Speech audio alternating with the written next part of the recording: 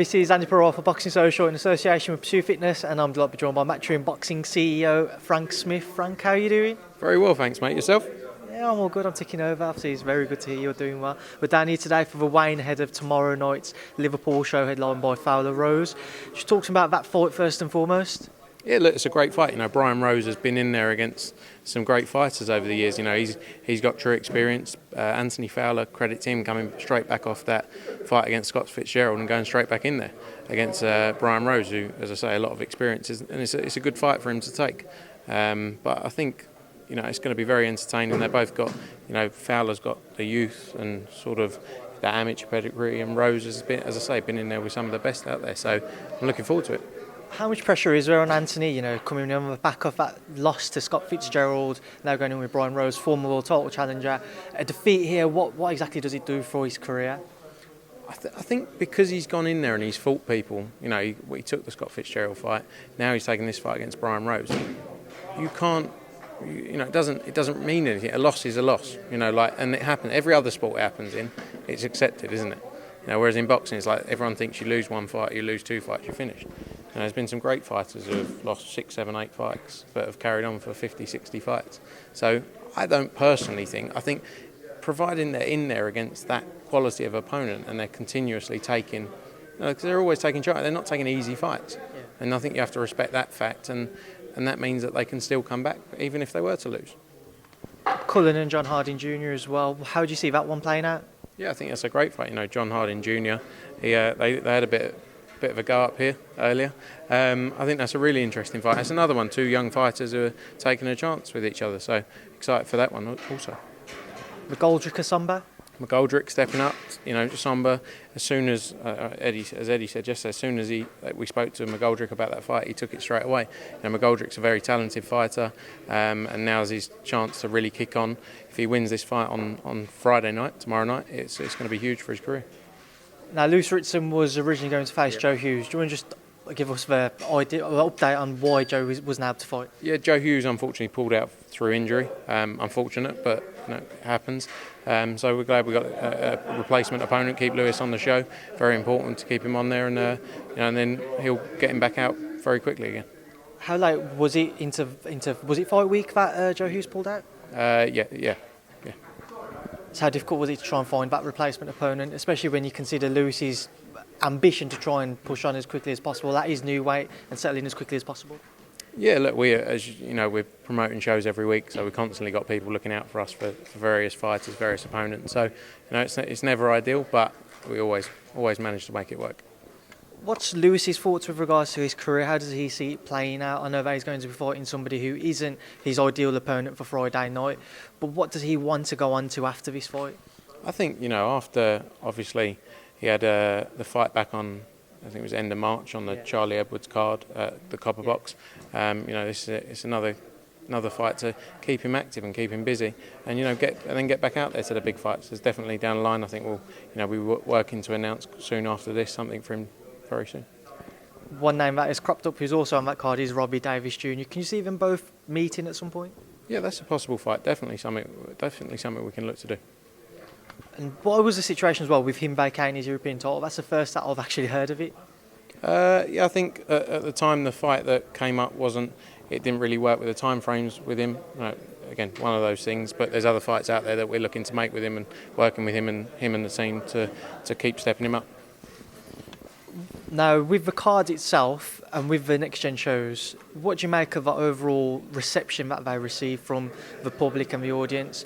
Obviously, I know Eddie's mentioned that he's trying to change the strategy with regards to the Saturday night fight nights, but how do you see the JD NextGen shows going, and what have been your thoughts on the few that have happened so far this year? I think they've gone really well. This show, when we announced this, went down really well as a JD NextGen show. It's stacked from top to bottom.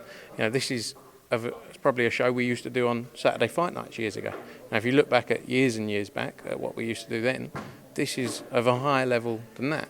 So, as Eddie said, we're looking at developing our plans and how we can improve our Saturday fight night shows, and we'll have news on that very soon as to what we're doing for the new season, so starting from September. But I don't think you can really complain. The JD NextGen Series, I think, has been brilliant for fighters. Headlining guys, Conor Benn in his last fight, he looked brilliant, and he's always entertaining. Sold out York Hall. And I think it gives them that edge, as they're learning, going through their career. They get to headline very early, and it's good for the fighters who want to take tests early on. Where do you think the criticism stems from? Do you think it's just as simple as because there's so many high-level names at the top of their divisions that are British and are tending to fight on the Sky box office pay-per-view, etc.? Do you think that's what it is, and that the fans are maybe a bit more wanting to see maybe more Saturday night fights with those names such as Anthony Joshua, Callum Smith, etc. over here, as opposed to seeing a Friday night JD Next Gen show? Yeah, possibly. I think the other thing as well is, in recent times we've had a lot of fighters retire from that pay-per-view level, as we've discussed before.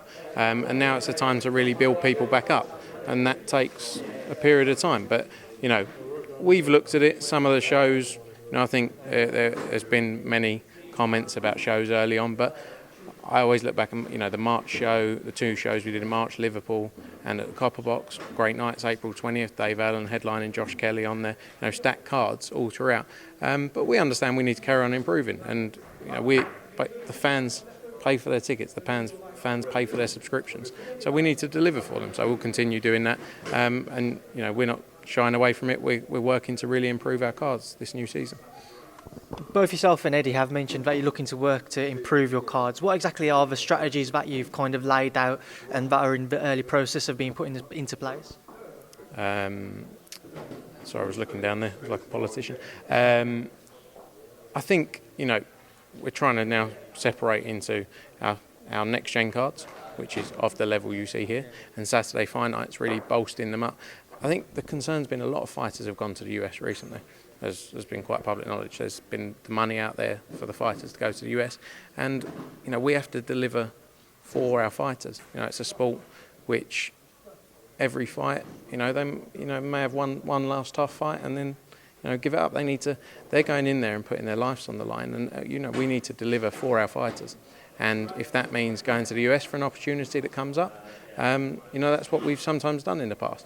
But now we're going to try and change our dynamic here and try to deliver, what we can for the fighters in the UK. Again, going back to the point, they have to be paid what they deserve. And if that means they can go to another country and earn more money, we can't stand in the way of that. And I think that's been some of the pushback from the fans, is that fighters have gone to other countries, especially the US, since we launched the DAZN platform. But, as I say, we'll work hard. The aim is to probably maybe reduce some shows slightly and then stack the Saturday Fight Night cards up a little bit more. But you'll see very soon. There's only so much I can say right now, but once we can actually announce the cards for the new season of September, you'll see the difference in what we're trying to do. Now, a couple of quick things trying to get your opinions on first as well. Starting off with Dillian Whyte. Obviously, everybody's asked Eddie. Nobody's asked yourself. A few people have. Well, I haven't seen anything of you yet, Frank, but what's been your whole take on this alleged failed drugs test of Dillian Whyte before the Oscar Rivas bout? Look, I can only say what Eddie said. It's not that I don't want to say that's all we can say, which is, he was cleared to box. He had a hearing for it, and again, he was allowed to box. We're not the licensing authority as to whether people, we don't clear medicals, we don't clear anti-doping. That's not our job. So we followed every possible protocol we could, and as you know, there is really a legal matter going on, and I can't really talk too much or go into too much depth any more than Eddie has. People, I'm sure, will moan and say, just swerving the question, but everything he's said is that, is what we can say. What type of flaws do you see in Ukad and the way that they're run? I think because what we see is social media. You look at social media and you see what people say. You've got people who have no clue as to what they're talking about is the truth. Like, people on social media saying they should do this should happen, this is this test, this. These people don't know what they're talking about. But I'm not an expert on anti-doping.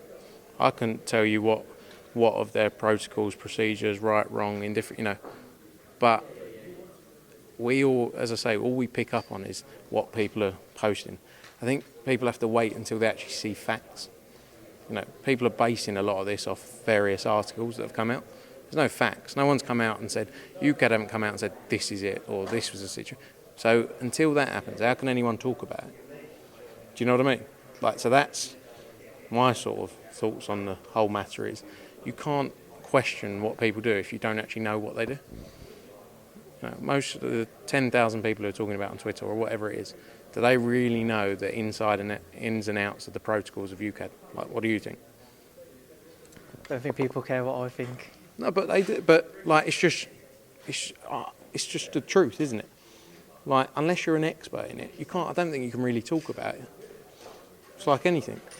I don't know how to put that up, or I don't know how to run a bank because I don't run a bank. So how can overnight people on social media become these experts about what's going on? That's my honest feeling. And until you know the facts, I don't think you should ever talk about something. And that is the problem with social media in general. Not just on this situation, as a whole. Not a fan of social media, then I take it, Frank. I like social media is great in many ways, but in other ways it can ruin people's lives over something that you don't even know what you're talking about. So, I can't sit here and question what people do right, wrong, because that's not a field I'm an expert in. But all these people who are saying things, I just think they should wait until the facts come out. And if you disagree with the facts, then you can't argue with that. But if you haven't seen the facts and you've got an opinion, then that's sort of my issue with it. Finally, before I do let you go, Kell Brook, saw a photo of him on social media last week with Kid Galahad training.